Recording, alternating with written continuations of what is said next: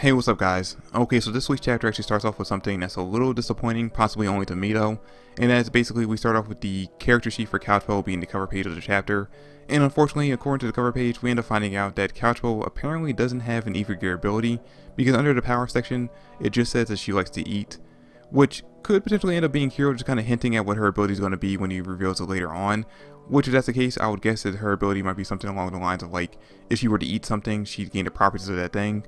Like say for example, if she were to eat, I don't know, steel, she'd probably gain its hardness and durability. And if you look further down on her character sheet, you'll see that under attack and defense, her attack is a 1-star while her defense is a 3-star.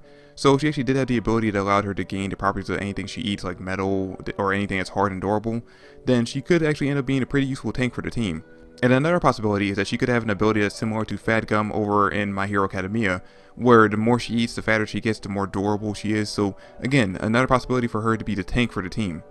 Honestly, I will take either one of those abilities or any other ability that Hero wants to give her that actually make her useful to the team. Because yeah, it's kind of cool that she's Rebecca's BQ mentor, but other than that, if she's going to be a permanent member of the team, she actually has to contribute in some way when it comes to the missions, and as of right now, she's not really doing that. And I was actually kind of really pulling that maybe she actually would be useful when it comes to saving Sister, Witch, and Hermit from Shura. Like even if it was just a distraction, being a comic relief character that actually kind of distracts them long enough for Shura or for Shiki and Jin to get on the ship and save them. I was hoping that she would at least be useful in that way, but as we saw in the last chapter, she obviously didn't even do that. Now that being said though, if you actually look further down on her character sheet, you'll see that as far as I'm aware, she actually has the highest intelligence out of any of the human characters we've seen so far. So this actually could be Hero kind of potentially leading up to the idea that maybe she could be a potential replacement for any of the 3 shining stars, if any of them are incapacitated like they are currently right now. Because as we see in this chapter, giving us a little preview of that possibility, because when Shiki and Jin take Hermit and his sister to the infirmary, we end up finding out that Couch was going to be the one who's going to repair them. So this actually could be her contribution to the team, that if, say Sister is incapacitated or away from the ship, and anyone gets hurt, she could actually be the one to kind of fill in for her role. Now getting into the actual chapter, we see that Jin's actually trying to track down Witch's life signal so he can figure out where Shura took her, and it seems like that the longer he's taken, the more and more irritated that Shiki seems to be getting. And once he actually ends up finding out where she is, he immediately wants to actually go and try to rescue her, but Jin actually tries to convince him not to go without a plan, because if he actually were to go in there half-cocked, he could potentially actually end up getting himself and Witch killed because it's very obviously a trap. And not only that, he could also actually end up ruining things for Wise and them who are trying to travel underground into the Dome City. And then we see Shiki actually snap at Jin, one of his friends, which I don't think we actually ever seen Shiki get this mad at one of his friends prior to this. So this actually is showing that Shiki actually does have a darker side to him when he lets his anger get the best of him. Which I think actually might be hinting at whatever Ziggy was talking about a few chapters ago, when he talked about how, when he found out the true nature of Shiki, that he's actually a danger to the entire universe that they actually had to take care of. This actually might be what Ziggy was talking about. Like this actually might be Hero giving us a little bit of hints at whatever the secret dark side of Shiki actually is. Now Couchwell actually manages to calm Shiki down and he apologizes to Jin, and then the 3 of them actually come up with a plan where Jin's actually going to stay behind on the ship while Shiki goes and meets up with the rest of them underground and tries to find a way into the Dome City in order to not only defeat the All Elite system, but to save Witch as well. And speaking of which, we actually cut over to her being held captive by Shura, and we see that Shura is actually kind of amazed by how real she is and how human she kind of looks even though she is an android. And basically the purpose of the scene is to show that Witch is basically going to be tortured by Shura until Shiki eventually shows up. Which, once Shiki actually gets there, obviously he's going to be very pissed off when he sees what Shura did to Witch. So this is just going to show that Shiki is not going to be holding back at all when it comes to their rematch. Now, does this lead me to the question of what's going to happen to Witch in the long term after this? Is she going to have any kind of like mental scarring from Shura torturing her, or is she going to be too tough to actually be affected by it in the long term? Kind of like what happened with Urza in Fairy Tail when she was being tortured by the demons, where even though she was being tortured for a long time, she actually kind of walked away from it fine, even though you would expect some kind of mental scarring on her part. Now we actually do cut over to the Dome City a few times in this chapter, and we see that Lyra's been left in charge of that military base that Shura was in prior to him going out to fight Shiki. And we end up finding out that none of the military soldiers there are actually kind of happy with the idea of her being the one in charge. They are all actually kind of hoping that Fabiano would have been the one left in charge, but obviously he's not there currently right now. And we end up finding out that all the newer generation of, Ocean 6 members don't seem to be the original ones, which I think we already knew prior to this chapter.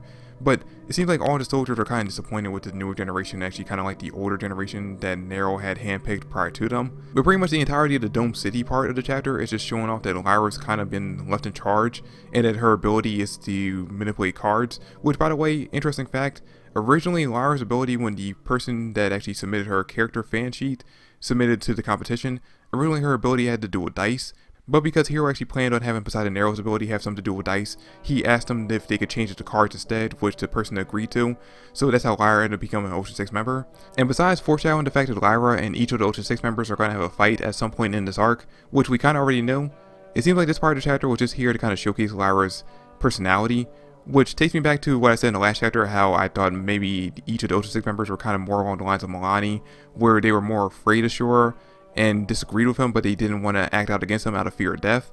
It seems like maybe Lyra might be the exception to that. It seems like she actually is kind of more arrogant like Shura is. Maybe not as, evil and sadistic as he is, but we definitely see that she's not remorseful to the actions that Shura's taking against her robots and her part in that. But anyway, cutting back to the underground, which he cut back in with Wise and Rebecca after running away from Homura. And we see that Homura is definitely out of the mirror world for now because of the fact that Pino actually picks up on her life signal. So that's actually something to celebrate, which while they are doing that, and Moscow is actually kind of showing off his Shiki cosplay, we see that Wise actually gets very afraid of Moscow's cosplay, and Rebecca actually gets very sad by the fact that Wise is actually afraid of that. So we see the two of them are actually under an Ether ability, which seems to affect her emotion, making them feel immense fear and sadness. And then out of the shadows comes another member of the Ocean 6, Nise, who actually has the Ether ability to put people under hypnotic suggestion, which makes them feel immense emotions such as fear, sadness, and anger, which obviously he's put Rebecca, and Wise under. And apparently it doesn't affect robots at all, because we see that Pino, Happy, and Moscow are perfectly fine right now, which is kind of weird because we know that robots actually have the ability to feel emotions. We've seen the three of them cry plenty of times throughout the series, so I guess that kind of limits his ability to only be able to affect living organisms. And I guess it's also kind of suggests that the three of them are actually going to be the ones to defeat him, which I guess actually do make sense, because if his ability is only to put people under hypnotic suggestion, that means that he doesn't really have an offensive ability. So if the three of them aren't affected by it, they should be able to defeat him as long as he's not physically strong.